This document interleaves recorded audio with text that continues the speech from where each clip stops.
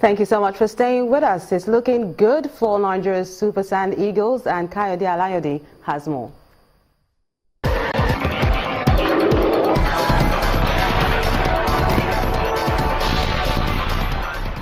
Welcome to Sports News. Nigeria's Super Sand Eagles have qualified for the World Beach Soccer Championship to be held in the Bahamas next year after beating Morocco 6-1 in the semi-final of the African Beach Soccer Cup of Nations in Lagos. Goals from Abu Aziz, Sulaiman Ogodo, Emeka Ogbonna and Emmanuel Owoferia gave Nigeria victory in what was considered a one-sided game. Coach Adamu Ejo's boys will now face Senegal in the final of the tournament tomorrow. Senegal defeated Egypt 5-2 in the first semi-final and have also qualified for the World Beach Soccer Championships. Meanwhile, the former president of the Athletics Federation of Nigeria, Dan Ngerem, has appealed to sports authorities in the country to help athletes maximize their potentials at the world level. Mr. Ngerem was speaking against the background of the protests by the Super Falcons to press for the payment of their bonuses and allowances. All over many years, there's a Bermudia report, there's Vision 2010 report. I said the one in 2007, simplicity, have a policy framework. If somebody is representing Nigeria, if you have 1 naira within your budget, just tell that athlete, I'll give you 1 naira if you win. If you go to semi-finals, I'll give you 50 kobo. If you're not going to go, please don't come. That is your policy framework. That is your rules and regulations. So there's no afterthought. There's no borderline blackmail. There's no confusion. Our branding, our image, and the confidence threshold and patriotism of the athletes will remain consistent. Meanwhile, in the English Premier League, Chelsea secured their 11th consecutive victory of the season with a slim 1-0 victory over Crystal Palace.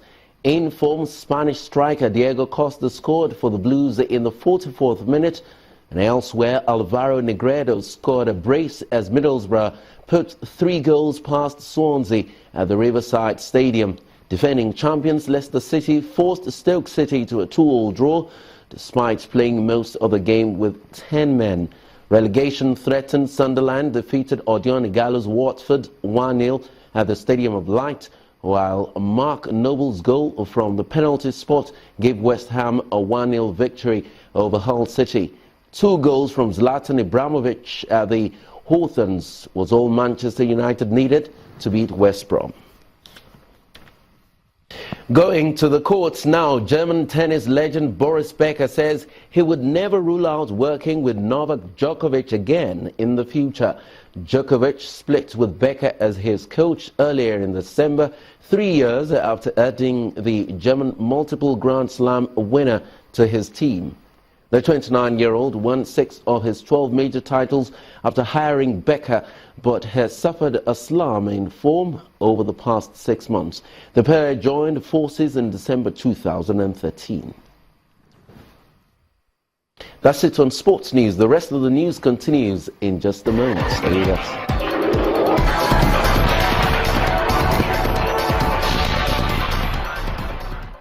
The Syrian government says a new deal has been reached to allow the evacuation of people from several parts of the country. Thousands of civilians and rebels are hoping to leave the city of Aleppo after rapid government advances in recent weeks. Thousands of activists rally in the southern Turkish town of Reyhanli, near the border with Syria, to stand in solidarity with the people of Aleppo as thousands wait for evacuation from the war-ravaged city. The rally was part of a campaign organized by Humanitarian Relief Foundation to dispatch humanitarian aid to stranded people of Aleppo. The IAH is working with Turkish Red Crescent and Disaster Management Agency to build camps and deliver aid for Aleppo evacuees in Idlib.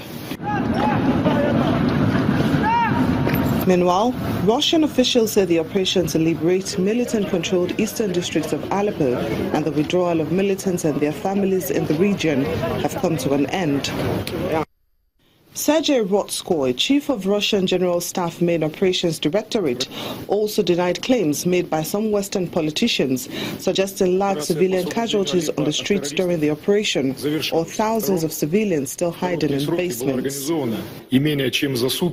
I can safely say that these claims are complete lies. There were officers from the Russian Center for Reconciliation and representatives of the International Red Cross at the liberated Aleppo area alongside the Syrian government's army, and they found no bodies. Besides, there were numerous drones broadcast live to the world. Our military obtains first-hand information on the spot, and not through social media or websites of militants. But for Syrian refugees in Lebanon, they say the world has ignored the plight of civilians in the city of Aleppo and that one day it will have to answer for it. It makes the blood boil and cry when you think about the women and children. Where is humanity? Where is the world? Where is Islam, Christianity, Judaism?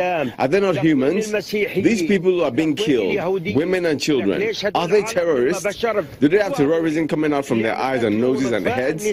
They're being killed on the spot just because they believe in God. May God never forgive you, leaders of the world, Arab leaders, the world.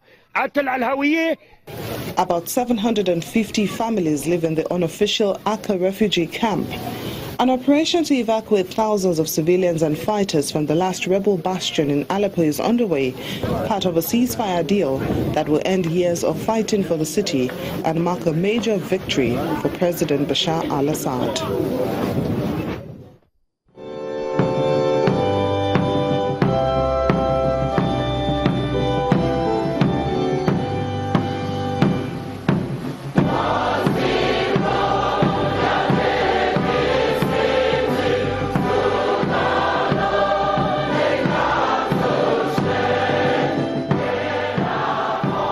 Now, those melodies you hear are songs from the new Township Stadium in Uyo for this year's Christmas Carol in Akwa Ibom State with the theme, Let Our King Be Lifted High. The occasion witnessed a variety of Christian gospel singers from inside and outside the country, like multiple award-winning international gospel artist Don Moen and others. They took turns to thrill the audience. The Akwa Ibom Christmas Carol Festival has become one of the biggest crowd-pulling events of the Yuletide season. But this one is coming after the tragic building collapse in Uyo, and the governor, Udom Emmanuel, believes this year's event is timely as it will help lift up the spirits of the residents.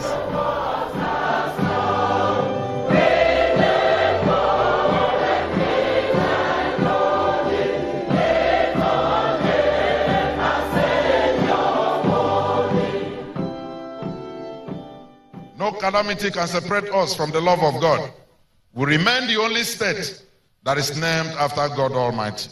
And our faith in the Lord remains sacrosanct. We will all recover from this tragedy and march on to greatness because we have all dakada, or reason to claim the faith of our greatness. Last year, when we gathered here, it was against the background of the annulment of election in 18 local government areas and a call for a rerun by the appeal court of the mandate which the good people of Akwa Ibom State gave to me. Yet, we danced and sang. And I declare to you that the supreme God that we worship will give us supreme victory in the Supreme Court. And the main news again. ECOWAS leaders today gathered in Abuja for the 50th summit of heads of state and government to discuss ways of curbing insecurity in the West African sub-region. And with that, we come to the end of the news at 10 tonight. Thank you so much for watching, but we'll leave you with sights and sounds from the Akwa Ibom Christmas Carol. Through the bloodline and the DNA. And he said this. He said, one of my seed shall be overtaken. Gath shall be overtaken by a troop. And the word troop, translated from Hebrew into Greek and into English means legion.